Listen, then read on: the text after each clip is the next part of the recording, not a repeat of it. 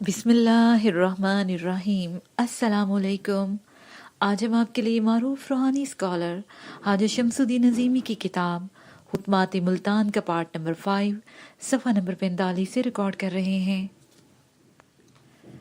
आदम ज़ात ने तहकीक व तलाश के बाद अलूम हासिल किए, नए नए फ़लसफ़े बने, उसमें मोशगाफियाँ हुई, इंसानों ने सोच विचार की, तफक्कुर किया, तफक्कुर के नताइज मुरतब हुए, जैसे साइंसी अलूम हैं। हम 2.5 साल के बच्चे को स्कूल में दाखिल करते हैं, वो 25 साल तक स्कूल, कॉलेज और यूनिवर्सिटी में पढ़ता रहता है। इन 25 सालों में कहीं भी बातनी इल्म का तज़किरा नहीं है। इसका नतीजा ये निकला कि बच्चा जब बाशऊर होता है तो उसके जहन में बातनी इल्म का कोई तसव्वुर नहीं होता। ज़ाहिरी इल्म में वो माहिर हो जाता है, बीए हो जाता है, एमए हो जाता है, पीएचडी हो जाता है, लेकिन बातनी अलूम में वो मुब्तदी होता है। चूँकि उसे दुनिया से जाने के बाद बातनी इल्म की ज़रूरत है। फिक्शन में मुसलसल तगैयर होता रहता है, हर आन हर लम्हा इसमें तब्दीली वाक़या होती रहती है। जब हर आन और हर लम्हा तगैयर होता रहेगा तो हमें कभी सुकून नहीं मिलेगा। सुकून एक हकीकत है और सुकून तब मिलता है जब हम बातनी कैफियत और बातनी सलाहियतों से वाकिफ़ हों। इत्मीनान कल्ब ज़ाहिरी कैफियत नहीं है। इत्मीनान कल्ब उस वक्त हासिल होता है जब हम रियलिटी में दाखिल हो जाएं, हकीकत आशना हो जाएं। जब तक कोई इंसान अपने बातन से वाकिफ़ नहीं होगा, उसको सुकून नहीं मिलता। इस सिलसिले में आपके जहन में कोई सवाल हो तो पूछ सकते हैं। सवाल: हम लोग बातन से वाकफियत कैसे हासिल करें? हमें सुकून कल्ब कैसे हासिल हो? जवाब: सुकून कल्ब का फार्मूला अल्लाह ताला ने कुरान पाक में बयान फरमा दिया है। जो लोग अल्लाह का जिक्र करते हैं उन्हें इत्मीनान कल्ब हासिल हो जाता है। जिक्र से मुराद ये है कि बंदा अपने हालत की तरफ मुतवज्जा हो जाए। अल्लाह की तरफ मुतवज्जा होना, अल्लाह को ढूंढना, अल्लाह ने जिन सिफात पर इंसान को पैदा किया है उन सिफात को तलाश करना और अल्लाह से कुर्बत हासिल करना। अब मैं आपसे पूछना चाहूँगा कि मैं एमए किस तरह करूँ? आपका जवाब होगा कि पहले मैट्रिक करें, फिर एफए करें, फिर बीए करें और उसके बाद एमए करें। मैट्रिक करने के लिए स्कूल जाएं, एफए बीए करने के लिए कॉलेज जाएं, एमए करने के लिए यूनिवर्सिटी जाएं। अगर आप रूहानियत में पीएचडी करें तो वही तरीका है जो एमए करने का है। तो इसके लिए जामी साहब मुझे कराची से बुलवाते हैं ताकि मैं लेक्चर डिलीवर करूं। मैं ज़ईफ़ आदमी हूँ, हार्ट पेशेंट हूँ। या यूनिवर्सिटी में आता हूँ ताकि बातनी अलूम के बारे में स्टूडेंट्स को आगाही हासिल हो जाए। जितनी ज़्यादा आगाही हासिल हो जाएगी उसी मुनासबत से आप बातनी अलूम सीख जाएंगे और उसी हिसाब से आपको इत्मीनान कल्ब हासिल हो जाएगा। आपके अंदर से खौफ और गम निकल जाएगा। दुनिया और आखिरत दोनों मुनव्वर हो जाएंगी। अगर सुकून नहीं मिला, अपनी रूह से वाकफियत नहीं हुई, तो दीन और दुनिया दोनों में हिसारा ही हिसारा है। अजीज़ तलबा और तालिबात, 2 दिन आपने हाजा शमसुद्दीन अजीबी साहब के लेक्चर समात फरमाए। कल उन्होंने फरमाया था कि आज सवाल जवाब की नशिस्त होगी। मैं तलबा और तालिबात से इल्तमास करता हूँ कि वो अपने मुख्तलिफ सवालात या अश्कालात जो उनके जहन में तसव्वुफ के हवाले से हैं बयान करें। हाजा शमसुद्दीन नज़ीमी साहब मौजूद हैं, सवालात करें। प्रोफेसर डॉक्टर नूरुद्दीन जामी साहब। सवाल: एहसान और तसव्वुफ में क्या फ़र्क है? तसव्वुफ का इस्लाम में दाखिल करने की क्या ज़रूरत पेश आई? जवाब: आपका सवाल ये है कि जब इस्लाम एक मुकम्मल ज़ाब्ता हयात है तो इसमें किसी दूसरे इल्म की आमेज़िश की क्या ज़रूरत है? यही सवाल है ना? जवाब: जी हाँ। दीन इस्लाम इंसानों की रहनुमाई के लिए अल्लाह ताला की तरफ से दिया गया मुकम्मल प्रोग्राम है। नमाज का मतलब है कि अल्लाह ताला के साथ बंदे का ताल्लुक़ और रब्त कायम हो जाए। ہم جو نماز پڑھتے ہیں اس میں 101%، 99% نہیں، 101% لوگ یہ شکایت کرتے ہیں کہ نماز میں ہمیں خیالات آتے ہیں، نماز میں حضور قلب نہیں ہوتا، نماز میں یکسوئی نہیں ہوتی، یعنی نماز میں ہمارا رجوع اللہ کی طرف نہیں ہوتا۔ روزے کے بارے میں اللہ تعالیٰ فرماتے ہیں، روزے کی جزا میں خود ہوں۔ تمام عبادات کے سلسلے ایک عبادت، تمام عبادات کے سلسلے میں ایک عبادت روزہ ایسا ہے جس کے بارے میں اللہ تعالیٰ نے بڑی وضاحت سے کہا ہے کہ روزے کی جزا میں خود ہوں۔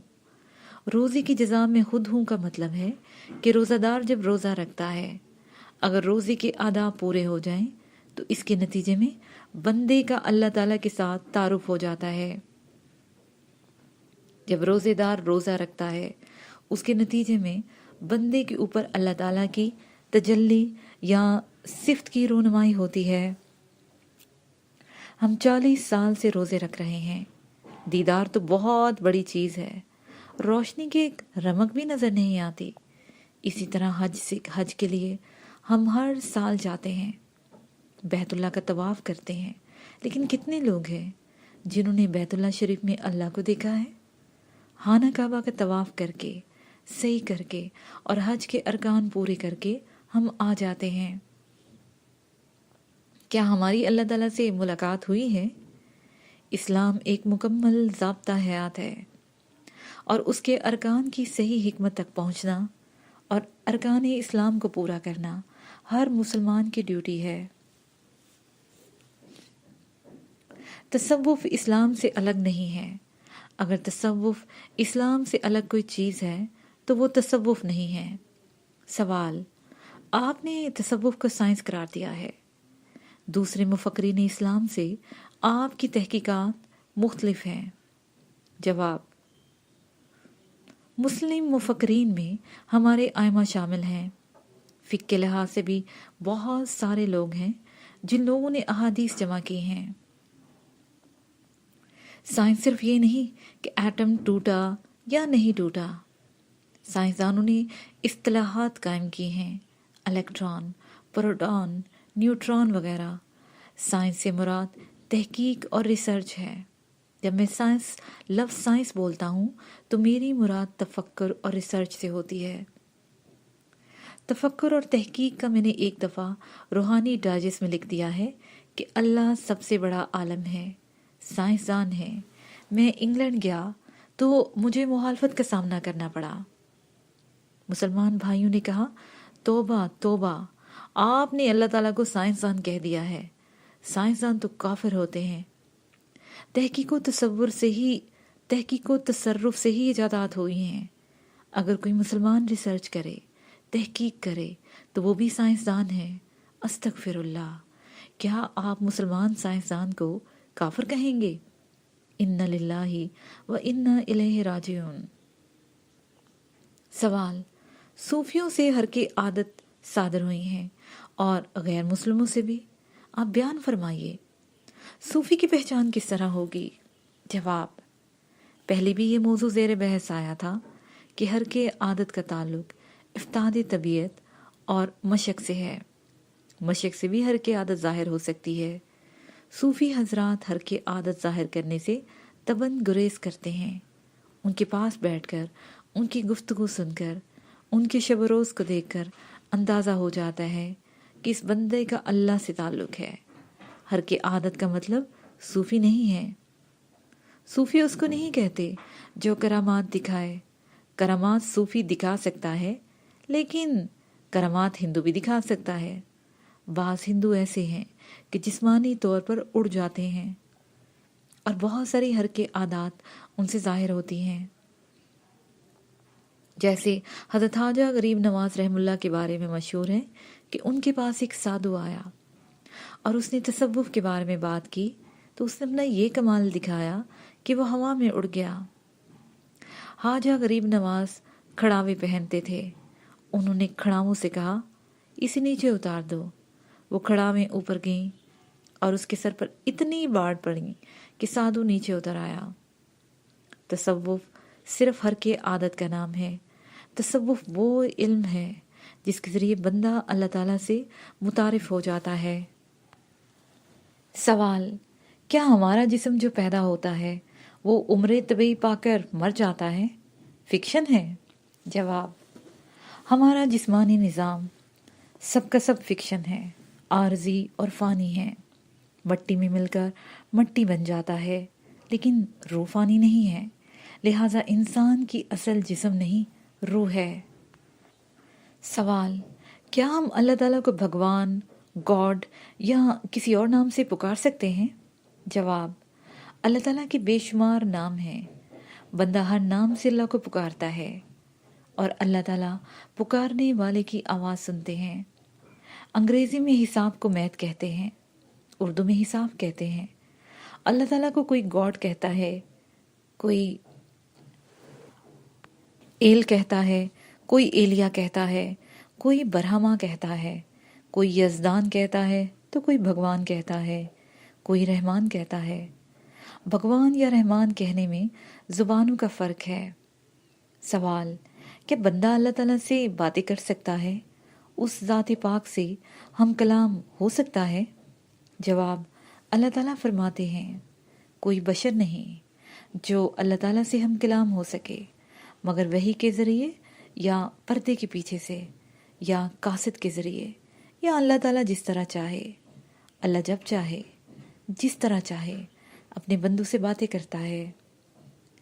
ایک ذریعہ وہی ہے کہ آواز آئے۔ حضور پاک صلی اللہ علیہ وآلہ وسلم کے ارشاد کے مطابق مکھی کی بنبناہٹ کی طرح کی آواز ہوتی ہے، کبھی وہ جرس اور گھنٹیوں کی طرح کی آواز ہوتی ہے، اور کبھی یوں ہوتا ہے کہ کوئی فرشتہ نازل ہو جائے۔ یہ بھی ہوتا ہے کہ اللہ کی طرف سے ذہن میں کوئی خیال وارد ہو جائے، پردے کے پیچھے سے یا کسی قاصد کے ذریعے سے۔ وہی کے بارے میں اللہ تعالیٰ نے فرمایا ہے کہ حضرت مریم علیہ السلام پر بھی وہی نازل ہوئی۔ حضرت مریم علیہ السلام کے پاس فرشتہ آیا، فرشتے نے ان سے باتیں کی۔ سوال: سچے خواب کی کیا اہمیت ہے؟ جواب: سالک کو پہلے سچے خواب آتے ہیں، خوابوں کے بعد کیفیات شروع ہوتی ہیں۔ ان کے اصطلاحی نام ہیں غنود، ورود، کشف، الہام، وحی، شہود، مکاشفہ، معائنہ، سیر، فتح، انسلاخ۔ یہ وہ درجہ بندی ہے جو روحانیت میں کسی آدمی کو حاصل ہوتی ہے۔ سوال: صوفیہ اکرام تصوف کو تعلق باللہ کے حوالے سے جانتے ہیں، اب لوگوں نے اس کو طریقہ علاج بنا لیا ہے؟ جواب: جن لوگوں نے اسے طریقہ علاج بنا لیا ہے وہ کاروباری لوگ ہیں، اور ان کے لیے میڈیکل سائنس سے بھی زیادہ پروفیٹیبل کام ہے۔ یہ کچھ کرنا ہی نہیں پڑتا، 1 انچ کے برابر کاغذ کا تعویذ بنا دیا، 10 روپے سے 1000 روپے 5000 روپے تک وصول کرتے ہیں، ڈراتے ہیں، تمہارے اوپر جادو کیا ہوا ہے، تمہارے اوپر ٹونا کر دیا ہے۔ وہ ایسی بات کہتے ہیں کہ جس کی تصدیق نہیں ہو سکتی۔ مثلا ڈاکٹر کہتا ہے آپ کو بلڈ پریشر ہے، شوگر ہے، ٹیسٹ کرا لیں، تصدیق یا تکذیب ہو جائے گی۔ جادو کے بارے میں کیسے پتہ چلے؟ صوفی لوگ علاج کرتے ہیں، رسول اللہ صلی اللہ علیہ وآلہ وسلم نے بھی علاج کیا ہے۔ مثلا کسی کے اوپر اگر شک ہے جادو کا تو وہ کہتے ہیں آپ سورہ فلق پڑھ کر صبح و شام پانی پر دم کر کے پیو، جادو کا اثر ختم ہو جائے گا۔ کوئی پیسہ دھیلا نہیں لیتے، تصوف میں کاروبار نہیں، صوفی خالصتاً اللہ کی مخلوق کی خدمت کرتا ہے۔ سوال: اسلام کے خانقاہی نظام میں رہبانیت کی اجازت دی جاتی ہے اور عیسائیت میں بھی رحمانیت ہے، تو کیا یہ اسلامی تعلیمات کے منافی نہیں ہے؟ جواب: حضور پاک صلی اللہ علیہ وآلہ وسلم کا ارشاد گرامی ہے، اسلام میں رہبانیت نہیں ہے، رہبانیت کی اجازت نہیں ہے۔ سورہ مزمل میں اللہ تعالیٰ نے فرمایا ہے، اے اوڑھ لپیٹ کے سونے والے، رات کو نماز میں کھڑے رہا کرو مگر کم، آدھی رات، یا اس سے کچھ کم کر لو یا اس سے کچھ زیادہ بڑھا دو، اور قرآن کو خوب ٹھہر ٹھہر کے پڑھو۔ اگر کوئی صاحب عارضی طور پر والدین اور خاندان سے دور ہو کر خانقاہی نظام میں علم سیکھنے آ جاتے ہیں تو کون سی قیامت آ گئی؟ آپ کے ہاسٹل میں 4 سال ماں باپ سے الگ ہو کر نہیں پڑھتے؟ ہاسٹل میں رہنے پر آپ کو رہبانیت کیوں نہیں کہتے؟ جب آپ ہاسٹل میں رہ کر دنیاوی علوم سیکھنے کے لیے والدین سے خاندان سے دور ہو تو کیا یہ رہبانیت نہیں؟ اور جب اللہ کا علم سیکھے تو رہبانیت ہے؟ بات یہ بالکل لا یعنی ہے، یہ بہت بری بات ہے، اور اللہ تعالیٰ کی شان میں گستاخی ہے، بے ادبی ہے۔ جتنے اولیاء اللہ گزرے ہیں انہوں نے فارغ التحصیل ہو کر شادیاں کی ہیں۔ بابا فرید رحم اللہ ہیں، خواجہ معین الدین چشمی اجمیری رحم اللہ ہیں، انہوں نے پہلے علم حاصل کیا، بالکل اسی طرح جیسے اسٹوڈنٹس یونیورسٹیوں کے ہاسٹل میں رہتے ہیں، کالج میں رہتے ہیں۔ جب آدمی ہاسٹل میں رہ کر دنیاوی علوم سیکھتا ہے اس لیے کہ اس کے علم کے ذریعے وہ دنیا کی دولت کماتا ہے، رہبانیت نہیں ہے؟ خواجہ غریب نواز رحم اللہ نے 22 سال خانقاہ میں گزارے، پی ایچ ڈی بھی 22 سال میں ہی ہوتا ہے۔ بڑے پیر صاحب شیخ محی الدین عبد القادر جیلانی رحم اللہ نے 12 سال خانقاہ میں گزارے۔ قلندر بابا اولیاء رحم اللہ نے 40 سال ریاضت اور مجاہدہ میں گزارے۔ علی گڑھ یونیورسٹی میں تعلیم حاصل کی، شادی کی، الحمدللہ 2 بیٹے اور 2 بیٹیاں حیات ہیں، دونوں بیٹے اعلیٰ تعلیم یافتہ ہیں۔ ہماری دنیا کا یہی اصول ہے کہ پہلے ہم علم حاصل کرتے ہیں، 20-25 سال تو علم حاصل کرنے میں گزر جاتے ہیں، اس کے بعد شادی کرتے ہیں۔ 10-12 سال یا 2-3 سال علم سیکھنے کے لیے خانقاہی نظام میں رہنا ضروری ہے۔ میں نے 16 سال شب و روز اپنے مرشد کے پاس قیام کیا ہے، ان سے روحانی علوم سیکھے ہیں۔ میں نے مزدوری کی ہے، کاروبار کیا ہے، بچوں کو پڑھایا ہے، بیٹوں اور بیٹیوں کی شادیاں کی ہیں۔ ضعیفی کی اس عمر میں بھی دورے کرتا ہوں، یونیورسٹی میں لیکچرز دیتا ہوں، تقریبات میں شریک ہوتا ہوں۔ کیا یہ سب رہبانیت ہے؟ تصوف میں رہبانیت نہیں ہے، یہ تصوف کے خلاف سازش اور نفرت کا اظہار ہے۔ ہندوستان میں آج بھی الحمدللہ اسلام ہے، لیکن اسپین میں جہاں 700 سال مسلمانوں کی حکومت رہی، اسلام نہیں ہے، اس لیے کہ وہاں کوئی خواجہ معین الدین چشتی نہیں تھے۔ نقشبندیہ سلسلے کے بزرگ حضرت مجدد علی ثانی رحم اللہ صوفی تھے، انہوں نے اکبر کے دور میں سجدہ تعظیم ختم کرا دیا۔ سوال: موجودہ دور میں یہ تصور پایا جاتا ہے کہ تصوف عملی زندگی سے دور کر دیتا ہے، یہ تاثر غلط ہے یا صحیح ہے؟ عظیمی صاحب: بالکل غلط ہے۔ سوال کنندہ: اگر یہ غلط ہے تو آپ کی نظر میں تصوف عملی زندگی کو آگے بڑھانے میں کیا کردار ادا کر رہا ہے؟ جواب: تاریخ بتاتی ہے کہ اس سے کوئی آدمی انکار نہیں کر سکتا کہ خواجہ غریب نواز معین الدین چشتی اجمیری رحم اللہ کے زمانے میں ہندوستان میں لاکھوں کی تعداد میں لوگ مسلمان ہوئے۔ جتنے بڑے بڑے سلاطین آئے ان سے اسلام نہیں پھیلا، صوفیہ نے پہلے مسلمان کیے، پھر علماء اکرام نے ان کو تعلیمات دیں۔ اگر تصوف نہ ہوتا، یعنی علم باطن نہ ہوتا یا علم حقیقت نہیں ہوتا تو معلوم نہیں اسلام کی کیا پوزیشن ہوتی۔ تاریخ کہتی ہے کہ اسلام پھیلنے میں صوفیہ کا بڑا کردار ہے۔ صوفیہ اکرام نے لوگوں کو ایک ایک کر کے ان کی خدمت کے اخلاق حسنہ کا مظاہرہ کر کے لوگوں کو مسلمان کیا۔ سوال: عبادت کے بعد مراقبہ کی کیا ضرورت ہے؟ جواب: اس لیے کہ مراقبہ کرنے سے انسان یکسو ہو جاتا ہے، نماز میں اسے خیالات نہیں آتے۔ جیسے نماز کا ترجمہ پرے ہے، نماز کا ترجمہ عبادت ہے، نماز کا ترجمہ رحمت ہے، نماز کا ترجمہ تسکین ہے۔ نماز میں حکمت تلاش کرنے کا نام مراقبہ ہے۔ کسی شخص کو مکمل یکسوئی کے ساتھ پورا کریں، کسی کام کو مکمل یکسوئی کے ساتھ پورا کریں، اس کو مراقبہ کہہ سکتے ہیں۔ جہاں یکسوئی نہیں ہوگی وہاں مراقبے کی کیفیات نہیں ہوں گی۔ مراقبہ کنسنٹریشن کا نام ہے۔ آپ نماز پڑھتے ہیں، دنیا بھر کے خیالات آپ کو آتے ہیں، سلام پھیر دیتے ہیں۔ کیا آپ اس نماز سے مطمئن ہیں؟ اللہ تعالیٰ نے قرآن پاک میں فرمایا ہے، پس خرابی ہے ان نمازوں کے لیے، ان نمازیوں کے لیے جو اپنی نمازوں سے بے خبر ہیں۔ یعنی نمازی تو وہ ہیں لیکن انہیں کچھ پتہ نہیں کہ وہ کیا کر رہے ہیں۔ فویل للمصلین، یہاں ماشاءاللہ سارے پڑھے لکھے لوگ ہیں، اساتذہ اکرام ہیں، پروفیسر سعید صاحب اور جامی صاحب بھی یہاں موجود ہیں۔ اگر یہ بات غلط ہو تو اصلاح کر دیں۔ مراقبہ ایک ایسا عمل ہے جس کے کرنے سے نماز میں کنسنٹریشن آتی ہے۔ سوال: کل کے لیکچر میں آپ نے کہا تھا کہ ایک ظاہری علم ہوتا ہے، ظاہری علم فکشن ہے، بیکار ہوتا ہے؟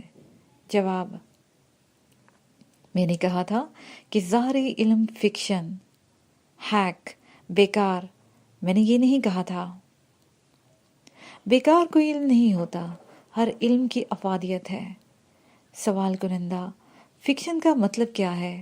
عظیمی صاحب: فکشن کا مطلب ہے جس میں علم رد و بدل ہوتا رہے، اس میں ہر وقت تغیر ہوتا رہتا ہے اور علم باطن میں تغیر نہیں ہوتا۔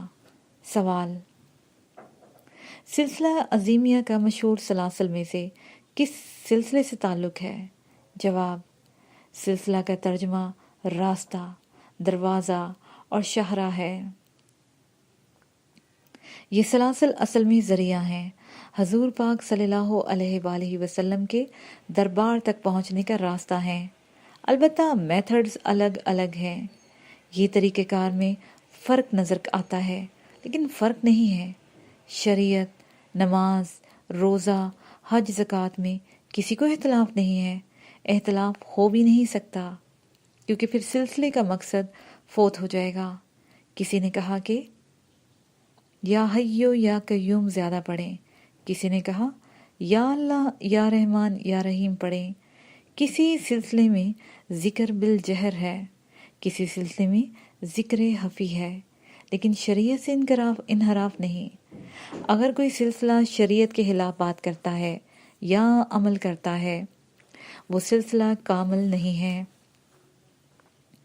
سلسلہ ایک میتھڈ ہے، ایک سکول ہے، اس کے ذریعے آپ یونیورسٹی تک آتے ہیں۔ مثلا ہم کہتے ہیں کہ اسلام کی یونیورسٹی مدینہ منورہ ہے۔ مدینہ منورہ پہنچنے کے لیے ہمیں میٹرک تک پڑھنا ہے، بی اے کرنا ہے، پھر یونیورسٹی میں داخل ہونا ہے۔ قادریہ سلسلہ، چشتیہ، سہروردیہ، نقش بندیہ، فردوسیہ، ملامتیہ، عظیمیہ، کلندریہ سلسلہ، تقریباً 200 سلاسل ساری دنیا میں ہیں۔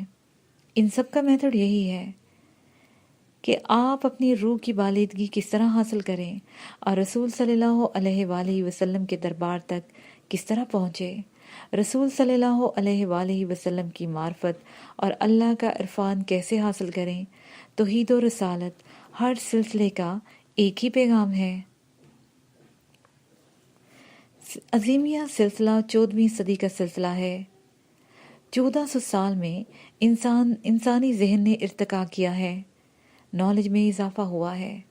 پرانے سلاسل نے اپنے ادوار کے مطابق اسباق متعین کیے ہیں۔ سلسلہ عظیمیہ اپنے اسلاف کے نقش قدم پر چل کر موجودہ دور کے مطابق روحانی علوم سکھانے کی پیشکش کرتا ہے۔ اس صدی میں انسانی ذہن تیز ہو گیا ہے، اتنا تیز ہو گیا ہے کہ جن چیزوں کو پہلے کرامات سمجھا جاتا تھا وہ عام سی ہو گئی ہیں۔ کہا جاتا ہے کہ فلاں بزرگ کی یہ کرامت ہے کہ وہ ایک وقت میں 7 جگہ نظر آئے۔ اب ٹی وی کی یہ کرامت ہے کہ ایک آدمی 1 کروڑ جگہ نظر آتا ہے۔ اب لاسکی نظام کے تحت ہزاروں میل دور بات کی جا سکتی ہے، بات کرنے والے کی صورت دیکھی جا سکتی ہے۔ پیر صاحب نے گلاس بھر پانی میں انگلی ہلا دی اور پانی میٹھا ہو گیا۔ اب اسکرین سے پانی میٹھا ہو جاتا ہے۔ 6-7 کا بچہ کمپیوٹر گیم کھیلتا ہے۔ مسجد میں مولوی صاحب تقریر کر رہے تھے، مولوی صاحبان سے معذرت کے ساتھ۔ مولوی صاحب تقریر کر رہے تھے، دنیا پانی پر آباد ہے اور پانی پر ایک تخت رکھا ہوا ہے، اس تخت کے اوپر ایک بیل کھڑا ہے اور بیل کے ایک سینگ پر دنیا ہے۔ جب بیل تھک جاتا ہے تو وہ اپنے ایک سینگ سے دوسرے سینگ پر دنیا کو رکھتا ہے۔ اس وقت زلزلہ آتا ہے۔ 9 سال کا پوتا کہتا ہے، دیکھو ابا جی مولوی کیا کہہ رہا ہے، اور خوب ہنسا کیونکہ نالج بہت زیادہ ہو گئی ہے۔ اس لیے حضور پاک صلی اللہ علیہ وآلہ وسلم کے حکم سے ایک ایسا سلسلہ قائم ہوا جو سائنسی ذہن سے روحانی تعلیمات کو پیش کرے۔ سلسلہ عظیمیہ کا مقصد بھی یہی ہے جو اکابرین کا تھا اور ہے۔ ایک بات ہمیشہ یاد رکھیں، علم بغیر تربیت کے فائدہ نہیں پہنچاتا۔ آپ کتنا ہی علم سکھا دیں، اگر اس کی تربیت صحیح نہیں ہے تو وہ علم اس کو فائدہ نہیں پہنچائے گا۔ پہلے تربیت ہوگی پھر علم ہوگا۔ سلسلہ عظیمیہ پہلے تربیت کرتا ہے پھر روحانی علم سکھاتا ہے۔ مقصد وہی ہے جو سارے سلسلوں کا مقصد ہے، سالک کو اپنی تعلیمات سے آراستہ کر دیا جائے اور اس کی ایسی تربیت کر دی جائے جو اس کو اللہ اور اس کے رسول صلی اللہ علیہ وآلہ وسلم کے قریب کر دے، اور اس کے اندر اللہ کے محلوق کی خدمت کا جذبہ کار فرما ہو جائے۔ اللہ تعالیٰ مجھے اور سارے مسلمانوں کو توفیق دے کہ ہم عشق رسول صلی اللہ علیہ وآلہ وسلم سے سرشار ہو جائیں اور صراط مستقیم پر قائم رہیں۔ مقصد حیات۔ اعوذ باللہ من الشیطان الرجیم، بسم اللہ الرحمن الرحیم۔ میں اللہ کی پناہ میں آتا ہوں شیطان مردود سے۔ شروع کرتا ہوں اللہ کے نام سے جو مہربان اور نہایت رحم والا ہے۔ روحانی علوم کے حوالے سے علم کی تشریح 3 طریقوں سے کی جاتی ہے۔ ایک حصے کو اجمال یا خلاصہ کہتے ہیں، دوسرے حصے کو تفصیل اور تیسرے حصے کو علم کی افادیت یا حکمت کہتے ہیں۔ جب کوئی کتاب لکھی جاتی ہے تو اس میں پہلے کتاب کا نام ہوتا ہے، پھر فہرست ہوتی ہے، پھر دیباچہ ہوتا ہے۔ دیباچہ مصنف یا مؤلف خود لکھتا ہے یا کسی ایسے آدمی سے لکھواتا ہے جو مصنف اور مرتب کے لیے باعث احترام ہوتا ہے۔ اس کے بعد اس کتاب میں ابواب ہوتے ہیں، عنوانات ہوتے ہیں، اور کتاب کے آخر میں پوری کتاب کا مجموعی تاثر ہوتا ہے۔ میں جو کچھ عرض کرنا چاہ رہا ہوں ڈاکٹر جامی صاحب نے اس کا دیباچہ پیش کر دیا ہے۔ روح کے حوالے سے، سائنسی ترقی اور ایجادات کے حوالے سے، عقل و شعور کے حوالے سے، مادی وجود کے حوالے سے اور مقصد حیات کے حوالے سے میں انشاءاللہ اس کی تشریحات بیان کروں گا۔ اللہ تعالیٰ مجھے کامیاب کریں، آمین۔ پیدا ہونا انسان کی مجبوری اور ضرورت ہے، کیونکہ کوئی انسان پیدا ہوئے بغیر اس دنیا میں نہیں آتا۔ جب انسان پیدا ہوتا ہے تو چھوٹا سا بچہ ہوتا ہے، ہاتھ، پیر، دماغ، آنکھ، کان سب اعضاء ہوتے ہیں، لیکن آنکھ ہونے کے باوجود بچہ اس طرح نہیں دیکھتا جس طرح سال بھر کا بچہ دیکھتا ہے۔ کان ہونے کے باوجود بچہ اس طرح نہیں سنتا جس طرح ایک 10 سال کا بچہ سنتا ہے۔ ہاتھ ہونے کے باوجود بچہ کسی چیز کو اس طرح سے نہیں پکڑتا جس طرح 3 سال کا بچہ کسی چیز کو پکڑتا ہے۔ کمر ہونے کے باوجود 12 سال کا بچہ ڈائمنڈ کی بوری نہیں اٹھا سکتا۔ اسی صورت سے حلق ہونے کے باوجود بچہ لقمہ نہیں نگل سکتا، حالانکہ لقمہ نگلنے کے لیے ذرائع اس کے اندر موجود ہیں۔ کوئی بچہ مقرر نہیں ہو سکتا جب تک وہ اس عمر کو نہ پہنچ جائے جس عمر میں تقریر کی جاتی ہے۔ اگر نوزائیدہ بچے کو ماں سے لے کر کسی دوسرے کو پرورش کرنے کے لیے دے دیا جائے تو بچہ اصلی ماں کو نہیں پہچانتا جب تک ماں کا تعارف نہ کرایا جائے۔ اگر بچے کی پرورش اچھے ماحول میں نہ ہو تو 99% اس بات کا امکان ہے کہ بچہ وہی عادات اطوار اختیار کر لیتا ہے جو ماحول میں رائج ہے۔ اگر اچھے ماحول میں پرورش کا موقع مل جائے تو 99% اس بات کا امکان ہے کہ بچے کی ذہنی تربیت اچھی ہو جاتی ہے۔ سوچنا یہ ہے، جب بچے کے اندر حواس حمزہ موجود ہیں، وہ بالغ آدمی کی طرح ان حواس کو کیوں استعمال نہیں کرتا؟ میں جو کچھ بول رہا ہوں یہ تقریر نہیں ہے، لیکچر بھی نہیں ہے، آپس میں بات چیت ہے۔ یوں سمجھے کہ میں آپ کا بڑا ہوں، دادا نانا ہوں، اس لیے کہ میں آپ سے عمر میں بڑا ہوں۔ بڑا ہونے کی وجہ سے آپ سب میرے بچے ہیں۔ میں نے بہاؤالدین ذکریہ یونیورسٹی میں بڑے بچوں کی ایک مجلس سجائی ہے، اس لیے کہ میں اپنے بچوں کو کچھ بتانا چاہتا ہوں۔ بچے سوالات کرتے ہیں، آپ بھی سوالات کر سکتے ہیں، یہ جو کچھ کہا جا رہا ہے اس کے بارے میں پوچھ سکتے ہیں۔ میں نے عرض کیا ہے کہ سارے ذرائع ہونے کے باوجود بچہ حواس کو استعمال نہیں کرتا، اس لیے کہ بچے نے حواس استعمال کرنے کا طریقہ ہی نہیں سیکھا۔ کان آوازیں سننے کے ابھی متحمل نہیں ہوئے جتنی آواز ایک بڑا آدمی سن سکتا ہے۔ اس کے ساتھ ہی یہ پارٹ اپنے اختتام کو پہنچا۔